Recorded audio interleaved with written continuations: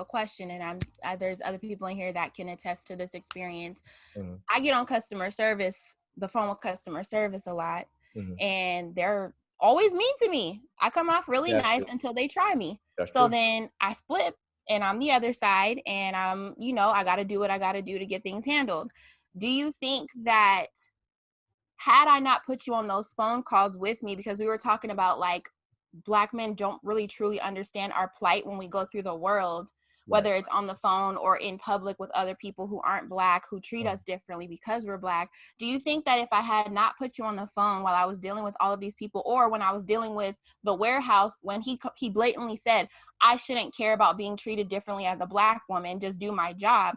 Do you think you would have still had that neutral kind of passive mindset of what they were saying other Black men are until you pull them into the experience? Do you think you would have still had that had I not included you in my experiences? Yes, I think that I would have, because experience oftentimes is the best teacher. Like, you can tell me about what you're going through, and I can listen to you and even listen to understand you and tell you that I understand you, but I don't really know what it is until I experience what you experienced yourself. Which is sad because you're Black, and the fact that even though you're Black, you know to a large degree what my experience is, but as a woman, you still will minimize you in the general. Black men will minimize our experience because we are women, and a lot of times you guys will think we just take things out of proportion. I put you on those phone calls. He was on the phone with me when the warehouse manager said, I don't have to worry about being mistreated as being Black, just do my job. I wondered if Phillip would have really understood the dealings I had with that warehouse until he was on that phone call with me. And that's a sad reality for a lot of Black women with their partners, is they don't understand what we go through until we put them metaphorically on the phone. So I mean, that's true. I think. Oh, go ahead. I think because again, it goes back to that not really acknowledging, as Phillip had said earlier, like, we don't do it enough. And as men, it's kind of like she's emotional, she's over dramatic or whatever. Yes. It can't really be that bad, even though, and here comes the selfishness. So this is indicative of the selfishness point that I made. Even though when they go through shit, it's kind of like, oh my goodness, the end of the world. Do you see what I'm saying? Yes. It's that, like, when the man is experiencing some form of racism or something like that, it's the most horrific thing. You know what I mean?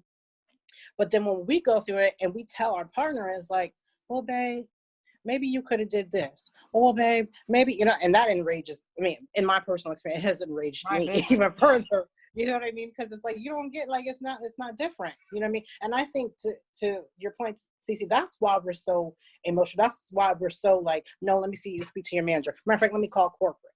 I'm a call corporate type of person. But, like, you know what I mean? Because it's like, we have to fight for y'all. We have to fight for us. We're constantly fighting. So when you talk about we got an attitude, or we're tired. We're tired. Exactly. Do you know what I mean? Do you know how many times in the corporate world or on a job that you have to be that? 12 o'clock. You can't respond to Tony Tough Guy emails from white women, because if you respond, then you're that angry Black woman. I just had this conversation in supervision with one of my staff who happens to be a Black woman too. She said, now I'm letting you know what I said, Nia, because if you get this email to say that this was my response, I'm just letting you know, because I've taken this, that, and the third. You know what I mean? And it's a sad thing, and it's emotionally draining when you have the qualifications or you have the education and you have this your white counterparts who, they like to send these Tony Tough Guy emails, you know what I mean? Because they wouldn't dare say some shit in the tone and the manner in which they would via email to your face, that you have to be like, let me get myself together before I respond to this email. Matter of fact, you know what I mean?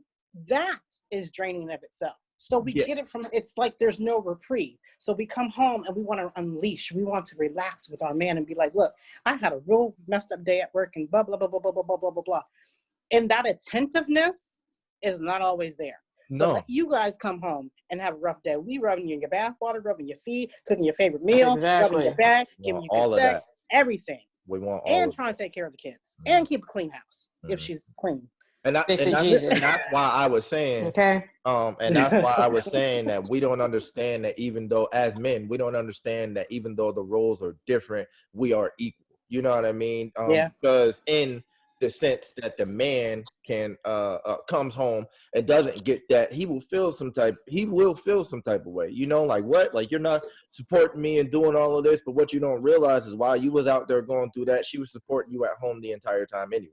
She was taking care of your household, making sure that your kids was okay, making sure that when you did get home, she was in the state of mind to take care of you in the first place. You don't know what even if she's sick and don't feel good. She's and that's what I'm saying. Like, even if, because the men, and this is the selfishness that I was talking about, which is why I had to learn to be more attentive, is because, like, you can come home, you don't know what she done went through at home. You done did a hard 8, 10, 12 hours at work, but you don't know what she went through at home. She could have, like Cece often deals with, and I didn't know how bad it was until I started hearing it. It's like every time she's on the phone, the customer service is terrible.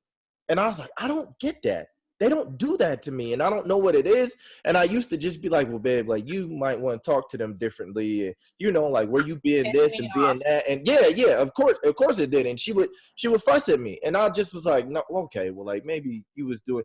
But then to hear it and the stankness that comes across when they first hear her voice, it's really eye-opening. You know what I mean? It really makes you sit back as a man and be like, that. Well, if I had heard her voice, I wouldn't think that she's black. I would think that, you know, I don't know what I would think. It's okay. But, you can just a white girl. That's fine. But just, I mean, people think that about me too. But I'm saying, I mean, now that you're sharing that experience, it makes me want to appreciate customer service just a little bit more, because I'm one of those rude people, actually, sometimes, especially if they can't understand what I'm saying, or I'm asking a specific question and they're not answering my question. Right. And I will say this in my defense. I always say, I'm not upset with you. I'm upset with the situation. So please bear with me. And once I say that, they're like, okay, I understand. See, that's fine. That's fine. You know what I mean? But I never just go like, right, and just go crazy with somebody. I did. Time I called. AB, did you have something to say? What'd you say? AB, did you have? Look, I thought she had something to say. No. Oh, no. Okay. I was gonna actually shift, because when Phillip was saying, he was saying our roles are different but equal. Think about, like, how many people revere Michelle Obama. Barack was in office, and a lot of people were saying she could have easily took his job just based on the way she carries herself. And I wanted to kind of shift to politics when it comes to recognition but not respect.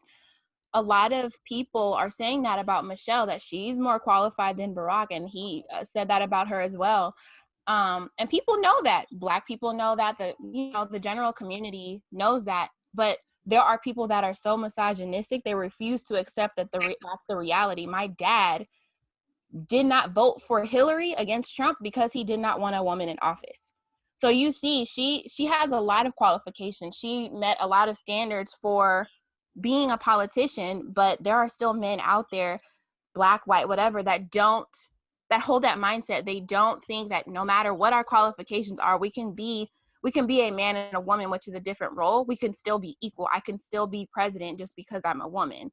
And you have people like Stacey Abrams, Kamala Harris, AOC, everybody wants AOC, Ilhan Omar, all of these people, they hold the power in these positions as politicians, and they'll respect them from a distance. But once you want to get to the next level, such as being president, now you have to meet all the criteria. Number one being, are you a man? And That's really sad. If we have the qualifications besides our gender, which is why back when we first started the first forum, I'm like, I don't check certain boxes because it doesn't matter. You shouldn't have to check those boxes if you meet those qualifications. And that's where the respect is lacking, just the recognition. Yeah, she can do the job. She can be a politician. She can do this and that, but she's a woman. So I don't respect her enough to have her put in that position. I'm glad you said that. Let me give you a little nugget that I read. Black women are enrolling and graduating from school in the highest percentages across racial and gender lines, right? But still, media, and this is what I read, media choose to depict them as less than. And what it says is, and this is what they wrote: images of the welfare queen, baby mama, and angry black woman, among other images, shame working class black women's struggles and reduce black women's complex humanity. these depictions are not just hurtful, they have an impact on Black women's lives and opportunities. And when I read that, the first person I thought of was Janet Hubert and what Will Smith did to to her. Janet Hubert. Oh, yeah. All he did was say that she was hard to work with, and that's all it took. And he effectively ended her career. Not just her career, but he impacted her life so much so that she lost everything. And then when they got back together with the reunion, you could see that she was still upset because all she could ask him was why. But then she was the first person to apologize. That was really sad. Humility, growth. What? Yes. But even when he went on there with his therapist, he allowed her to gaslight the situation. Like, he allowed her to make him feel like he was a victim in a situation where he clearly wasn't. He was Will Smith, I didn't see the Fresh Prince of Bel-Air. Like, he still gaslighted the situation and gaslighted her, but still ruined her. And she's still recovering from that. I don't even know if she wants to act anymore, but look at the impact of him doing something like that. And that was That's all. Horrible. And but that speaks volumes, and it's just indicative of where we are and the lack of support. Yeah, definitely. I think I was upset more at the fact that he just didn't seem genuine about what she went through. He didn't seem like he cared one bit. Like, he didn't sound sorry. He didn't sound apologetic.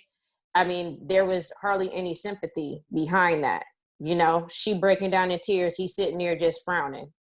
I mean, I wouldn't have did the reunion personally if I was her. I mean, call it petty if you want, but if you're not genuine. I think she did it for, here's my therapist hat again. I think she did it for closure. I think she did it for, I need to get to the point whereas I'm carrying so much anger and maybe even resentment that I have got to get to a place of my healing where I can just finally let go. And so she was probably hoping that to some degree, she might get that answer. I mean, sometimes you have to move on without even getting an answer, but I think she was at a point in her life where I need to heal. Like, healing is so important in life, of course, you know, I'm going to harp that, but you know what I mean? So that she can move on in whatever is left of her life to live. I mean, she's probably a little bit older, but she really probably met with him with that intention. I didn't see the whole thing, but now that you're talking about, I mean, I saw like a little snippet on Instagram, but now that you're talking about, I need to watch the whole. Yes, you definitely need to watch it because it's going to infuriate you. Go ahead, babe. Well, just the part that pissed me off was that when she said why, the first thing he said was, I want you to tell me about your experience. So you don't know what you did? You need to know my experience to know what you was wrong and why we're here today? Thank you. You need to know my experience to know why I didn't speak to you for 30 years and why I went on IG and YouTube and flamed you? So you want me to talk about mine again so you can try and refute that with some other BS about how it was for you at the top of being the Fresh Prince of Bel-Air? Spare me, please. Don't do that. Thank you. Right. That was it. Like I was so infuriated that I had tears because that is I know what that's like as a man, and I know what it's like to be there as a man. And I know now that I know what that is when I see it, it's infuriating because I understand what that was and how bad that is when he did that. The entire time they did what a 15-minute segment on the reunion show, and then they did 30-minute red table talk or something like that. Yeah. And I think we heard him say he was sorry once. Yeah, and I think they played. So when they did the reunion, they played it as she said sorry first, but when they did the red table talk, they played it as he said sorry first. And that to me is more victimizing him because it's like, look, he said sorry first. He's really sorry. Now he's going on the red table talk to talk about how sorry he is. But if he was that sorry, he wouldn't have prefaced his conversation with her by asking her to talk about her experience first. He would have said sorry for everything he did to her, whether it was inferred or whether it was actually happening. And that's something that as men we got to learn too, is I don't need to know what I did to you or you don't need to reiterate what I did to you for me to tell you that I'm sorry. I need to, and as men, you know, especially with a pride and everything, when I know that I did something to Cece to bother her, or, you know, I can tell that her mood has switched to something like that, I will come and ask her what's wrong. And then I will automatically apologize. Like, you know what?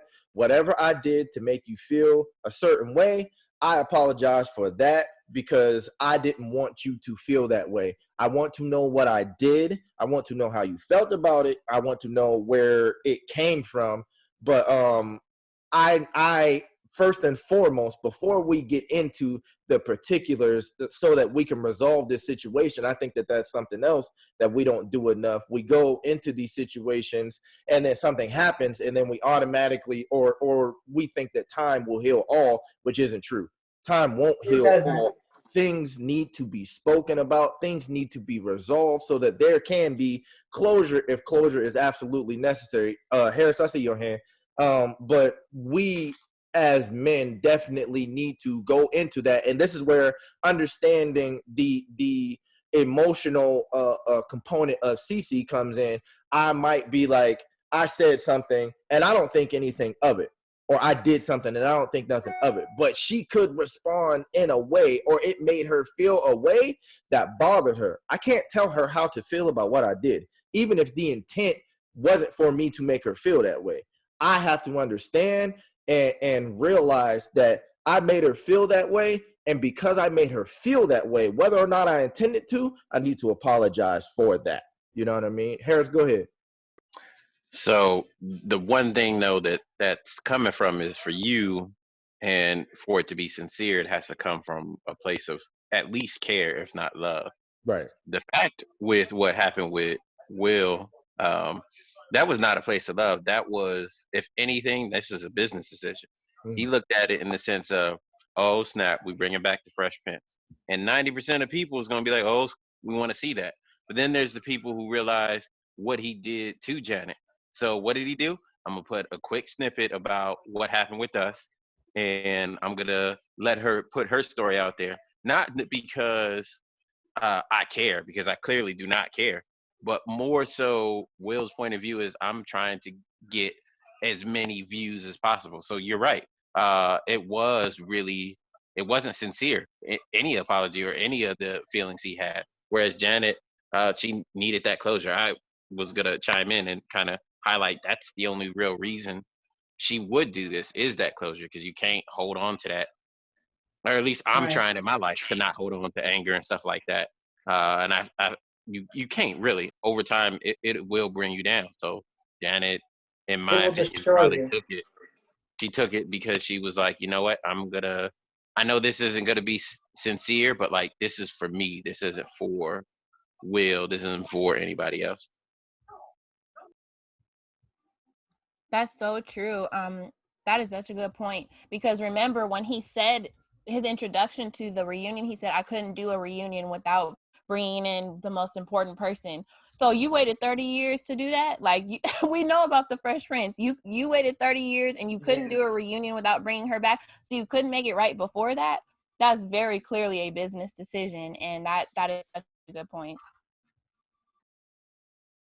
Yeah, and that was just really frustrating to see, you know what I mean? Because to move in that way and then force her to have to take the insincerity from you about that is like that's really, really irritating. Like, business decision or not, like she did not deserve to be spoken about in that way. She didn't deserve what you did to her career, and now she doesn't deserve your insincerity. And I understand cuz what you were saying about, like, you know, it was more for closure and things like that, but me being who I am and how I think about it, like, I don't think that she deserved that. And I think that it was really trash that he did it in that way. It was, but she's not. Oh, go ahead. No, go ahead. Sorry. It is trash that he did it that way, but that's not why. Like, she's not doing it in that. Like, she's got to do that for herself. It got to get to a point where you like, gotta release your own anger. Like, Barnes, you already know. If I ever see David Carroll again, it's gonna be a situation. Oh, yeah. It's been 15 years, and I still can't let that go. At some point, though, at the end of the day, I gotta be able to look and say, you know what? I have to let go of this. And when, again, Janet's on social media before this, saying whatever she wanted to say and getting her, like, she still had that anger.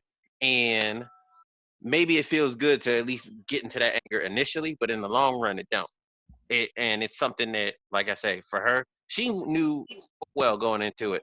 Will don't give a damn about it. Yeah. She knew Will is doing this for the money, for the hype, for whatever he's getting out of it. So what can she get out of it? And it's something that I wish that I seek is trying to get that emotional closure. And that doesn't have a price on it. That doesn't have impact for anyone else but her.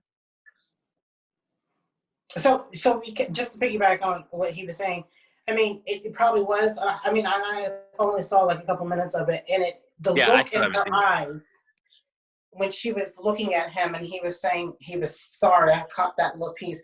It was like as she was looking at him as though, I see what time it is. So again, when we talk about healing, when we talk about letting go of anger and trauma and forgiveness, it is never, ever going to be about the other person who did the offending. It's always about self. It's always about you and meeting that peace or letting go of that anger, that murderous rage, or that hurt, because that will literally consume you.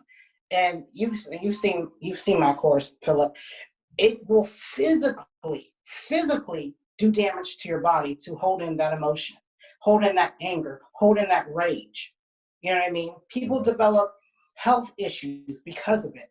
So if anything, in terms with anybody across the board, when someone has done something egregious to you, that person, when you sit down with that person face to face or however it comes to be, that point, you've reached the point of, I have got to let this go. And even if this person doesn't apologize to me, I'm at the point where this has consumed so much of my life that I'm at the point that whether or not they apologize and are sincere or not, I know that I at least presented myself, got whatever bullshit answer they were going to give me, but I'm letting this go now. Now I've closed that chapter, and now I can move on with the rest of my life. Yeah, I agree with that. White, what He's got questions. Sorry. Oh no, I thought White had something to say.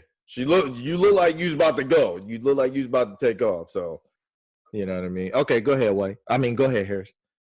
I was just real quick gonna highlight, like, she been mad for 30 years. She been getting these questions for 30 years, and if for nothing else, or yes, she getting that closure too. But you know what?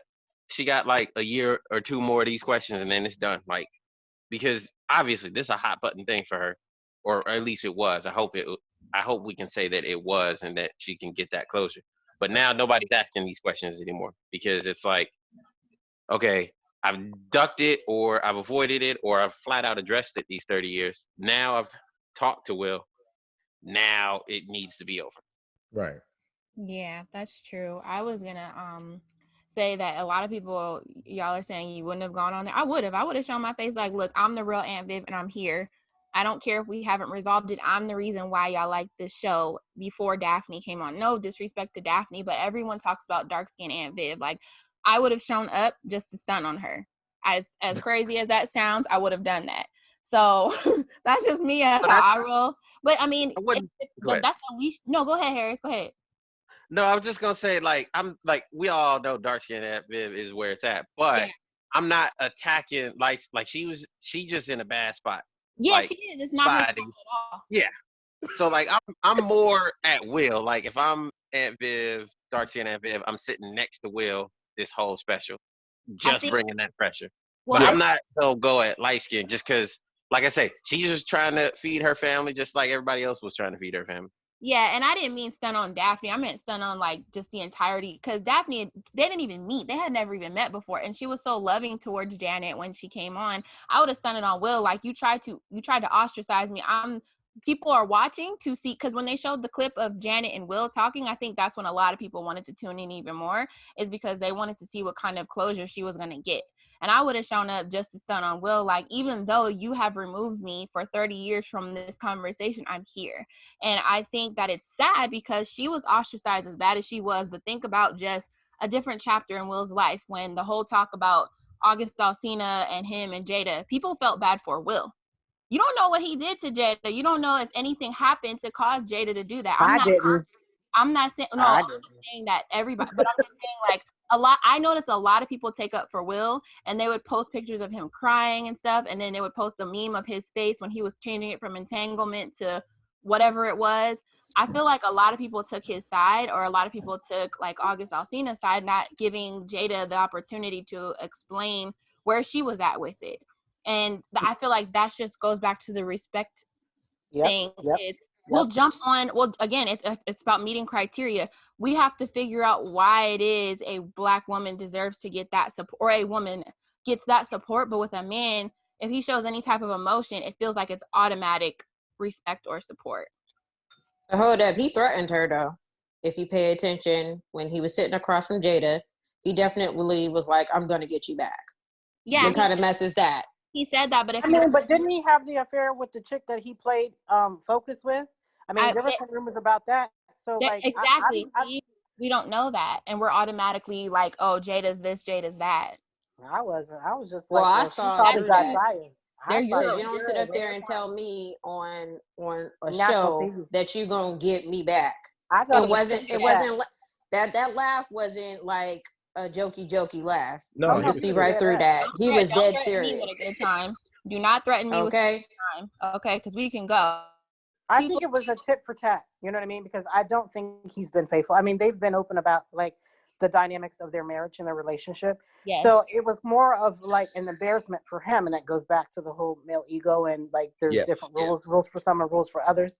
But I looked at it as like, you know, he had that. There was rumors, obviously, of him having an affair with the blonde chick that he played that movie Focus with, or whatever I think the name of that movie was. And so she had her entanglements or whatever with August. And it was kind of like, this is their marriage. I mean, yeah, they're famous people, but this is their marriage, and this is what something happens. And I thought it was more of him feeling embarrassed and people clowning him that they had to come out and speak against it, or what happened, or give the details or whatever. And to save face so that he doesn't look like a punk or a chump, it was like, oh, I'm going to get you back. Even though he probably meant that. You know what I mean? But it's kind of like, I didn't feel sorry for her. I'm sorry. I just wasn't like, I didn't either. I'm not condoning anything in terms of in marriage or whatever. I don't think affairs is okay. I mean, certainly I don't. But I didn't feel sorry. I didn't drag Jada, and I didn't think that she, only in the respect of if August really came to her as a wounded child or as a mentor seeking some support, and she turned that relationship into something sexual, then that's a problem for me personally. You know what I mean? Like, I have a family member who is dating somebody young, and he has a history of sexual abuse. And so now that relationship came to her as a mentor, and now they're in a relationship. I got a problem with that. You know what I mean? Because when someone's coming to you with so much trauma, unaddressed trauma, you know what I mean? And they're looking at you as one way, and you allow that to come into something romantic where that person has not addressed their trauma and is really reenacting the trauma in that relationship or dynamic with you, that's a problem. Yeah. You see what I'm saying? I actually can speak from experience on that. Like, I was in a relationship where there was trauma, and I was seeking to work on the trauma without the physical aspect of it in terms of sex and things like that. And because I was trying to work on the emotions of that person, and I wasn't as good then as I am now at it, but I was still trying to work on the emotions with that person. They've made it seem as though I didn't love them because I would not have sex with them, and instead like held them and hugged them and took them places and filled out job applications for them, and did everything that I could to try and relieve that type of stress from them. But because I wasn't having sex with that person, they actually went out and looked for it elsewhere. And so, you know what I mean? Like that's a very wounding thing, you know, to know that I was doing all that I could for this person's emotional and spiritual well-being and things like that. And then they turn around and say that because the physical wasn't there, it wasn't love, when I wasn't thinking about the physical. As a man, we always think about the physical. We always want to do it. But I actually put those type of feelings aside because I felt as though me doing that might have been perceived as being selfish in that situation. Therefore, I was not going to do that because I didn't want to come off that way. But because I didn't come off that way, I was seen as not loving that person, you know what I mean? And not caring for that person. And even though I did everything else that you can do in a relationship to show that person that you love them. You know what I mean? And so I know what that is and what that feels like, and it doesn't feel good. So just take the conversation just a little bit away from what we're talking about. You said even though you were doing everything that you possibly can to show that person love, and they said that you weren't. I just posted something the other day in the private group, the Journey to Healing group, and I said just because basically you're showing somebody love doesn't mean that they're receiving it. Right. The problem with that has a lot to do with the fact that people, what they know of love. I can say that I love you till I'm blue in the face and you cannot receive it. I mean, I could be doing everything, but if your love language, I'm gonna just call it love language. We're talking about that for a minute. Oh yeah. If we're talking about different love languages, then it doesn't matter. I can't receive that.